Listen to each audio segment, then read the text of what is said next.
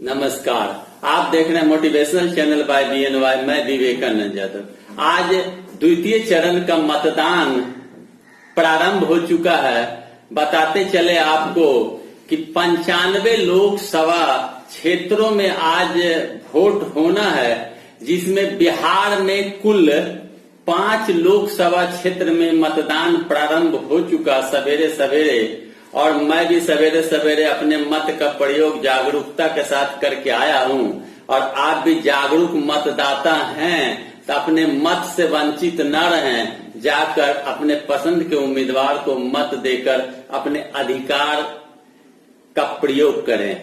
आज बिहार के 5 लोकसभा क्षेत्र कटिहार, पूर्णिया, किशनगंज, बांका और भागलपुर में मतदान प्रारंभ हो चुका है।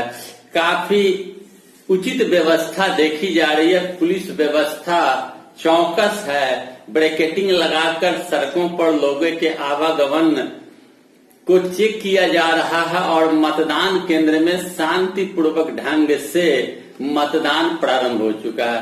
कहीं मतदाताओं की संख्या अधिक लाइनों में है तो किसी बूथ पर कम है। सुबह सुबह का टाइम है, महिलाएं घर का काम काज संपन्न कर पहुंच रही है। पुरुष और युवा वर्ग के लोग भी मतदान करने के लिए लाइन में लगे हुए हैं। मैं आज आपको कटिहार लोकसभा क्षेत्र के मतदान केंद्र का फोटो वीडियो आपको दिखाऊंगा। अभी कम मतदाता पहुंच रहे हैं, लेकिन धीरे धीरे मतदाताओं की संख्या बढ़ेगी। मैं बता दूं आपको कि कई उम्मीदवारों की प्रतिष्ठा दांव पर लगी हुई है और ये जो 5 बिहार में चुनाव लोकसभा क्षेत्र में हो रहा है, जिन 5 क्षेत्र में जदयू की प्रतिष्ठा दांव पर लगी हुई है।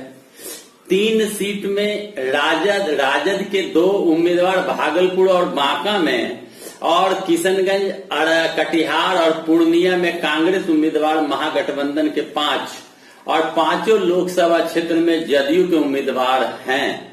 और आज के मतदान से यह स्पष्ट हो जाएगा कि मोदी सरकार की विदाई होगी अन्यथा न होगी।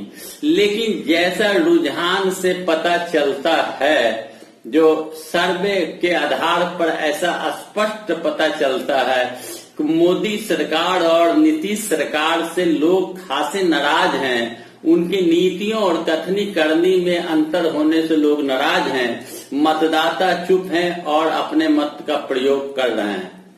मैं एक दूसरी समाचार बताऊं कि दिल्ली पीएमओ हाउस में पदस्थापित आईएएस ऑफिसर में कुछ ऐसे आईएएस ऑफिसर हैं जो तत्काल अपने पद को छोड़कर अपने राज्य या अपने दूसरे विभाग में जाने के लिए तत्पर हैं।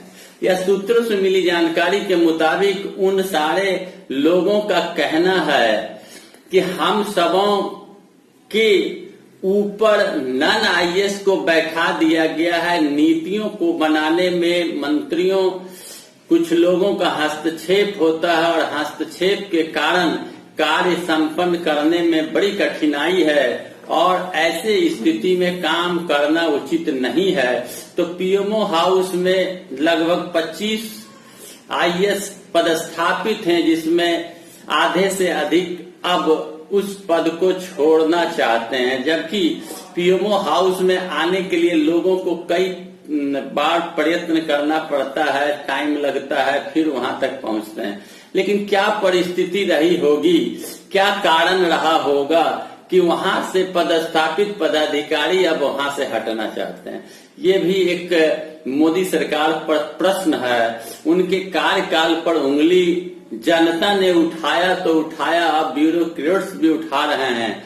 उनकी नीतियों को बनाने में अदर लोगों का हस्तक्षेप होना, नन आईएएस का हस्तक्षेप होना, मंत्रियों का हस्तक्षेप होना गवारा ब्यूरोक्रेट्स को नहीं है। आजादी नहीं है, स्वतंत्रता नहीं है। हर काम में अड़चन डाला जाना उचित नहीं है। पूरे भारत के द्वितीय चरण का चुनाव 95 सीट पर हो रहा है। पहले चरण में 91 सीट पर हुआ था। कई चरणों में चुनाव होना है और इस चुनाव में जनता अपने मत का प्रयोग कर रही है। मैं जागरूक जनता से, जागरूक मतदाता से अपील करना चाहता हूं अपने चैनल के माध्यम, YouTube channel motivational channel by BNY के माध्यम से, कि आप देश के जागरूक मतदाता हो, आप अपने मत का प्रयोग जरूर करें। मैं भी अपने मत का प्रयोग कर चुका हूं सवेरे सवेरे, आपको भी करना चाहिए। आपको अपने अधिकार को समझना होगा और जागरूक मतदाता होने के नाते अपने बूथ पर जाके अपने मत का प्रयोग करें और देश के विकास के लिए, समाज के विकास के लिए खुद से आगे बढ़कर मत देकर सरकार को चुने ताकि सबों का भला हो सके। दोस्तों, मेरा वीडियो अच्छा लगे तो लाइक करें, शेयर करें, कमेंट करें और ज्यादा से ज्यादा लाल बटन और बेल दबाकर सब्सक्राइब करें ताकि मैं सच्चाई पूर्वक इसी तरह तेज गति से आपको नई नई समाचार दे सकूं और आपका प्रेम प्यार मिलता रहे, मुझे बल मिलता है और मैं हमेशा निर्भीकता पूर्वक सच्चाई से आप तक समाचार पहुंचाने का प्रयत्न और प्रयास करता रहता हूं, आगे भी करता रहूंगा। धन्यवाद।